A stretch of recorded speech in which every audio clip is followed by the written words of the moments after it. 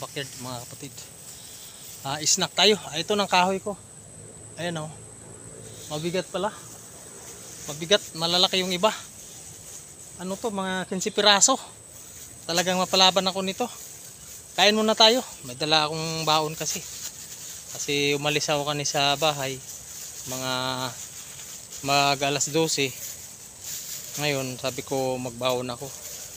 Para pag utumin tayo, mayroon tayong makain. Yan, may baon ako na ano. Yung tawag nito. Yan o. Kain tayo mga kapatid.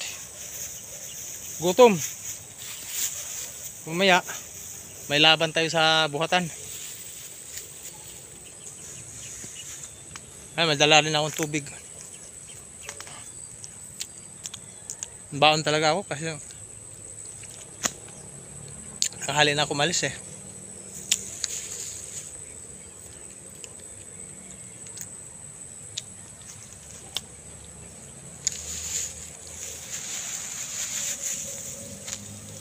Dami langgam, dami ng agat.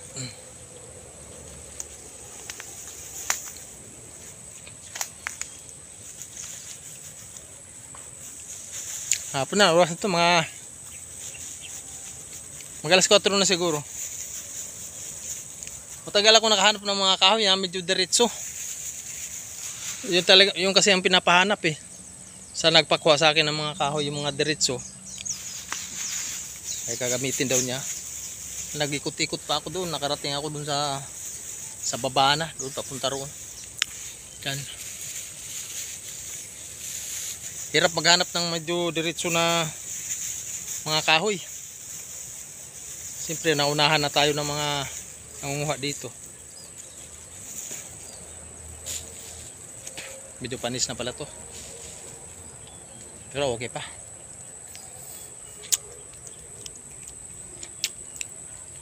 Gutom. Iba pa naman pa ba nagutom, manghihina ako. Manginginig yung katawan ko ba. Kahit ano makain, kainin ko.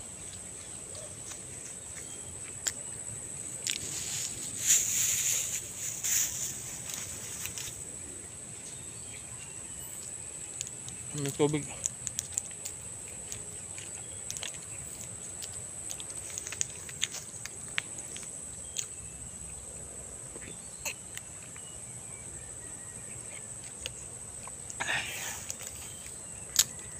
Pag may tubig ka talaga at makakain ka ng kunti, mabawi yung ano mo eh, yung panghina mo. Pagod. Kaya importante talaga magdala kayo ng kahit saan kayo maglakad. May biyahe. Talagang kailangan may tubig. Kasi ang pambawi ng ano natin eh. Lakas, pagod. Saka may kunting baon tayo na pagkain. Kasi pag wala tayong tubig, talagang manghina tayo dyan. Delikado. Lalo na pa may ganito, magbubuhat pa tayo, malayo pang lalakbayin natin. Kasi isang oras pa mahigit ang lakarin ko.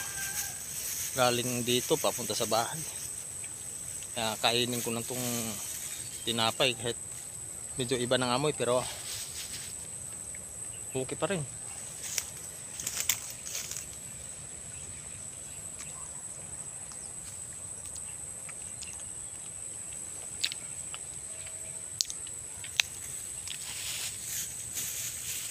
Itara kong isa doon sa ano, doon sa lagi kong pinagtitigilan.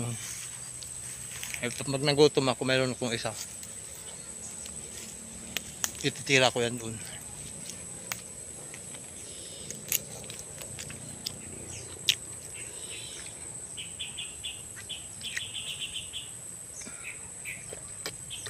At saka yung tubig. Pahinga itong kunti. Alis na ako. Medyo hapon na. Ayan mga kapatid, maraming salamat sa sumuporta sa akin. Thank you very much talaga. Shoutout sa lahat ng mga OFW, mga nanay, mga tatay, mga binata. Shoutout sa inyo lahat, mga lolo, lula, mga binatilyo, mga anak natin. Shoutout sa inyo lahat. sana makadaan si Kabakyard sa inyong wall. Please subscribe at share sa aking malit na channel. Sana po wag na kayong magtubili na pamasko nyo na sa akin yung mga 1 milyon na subscriber at 1 milyon na suportan nyo sa akin. At maraming salamat at God bless sa inyong lahat. Bye bye, dito lang tayo. Ito ang hanap buhay natin, kaya kahit malayo, kahit pagod, kayanin natin para sa pamilya natin. Maraming salamat po. God bless sa inyo lahat. Bye bye. Merry Christmas.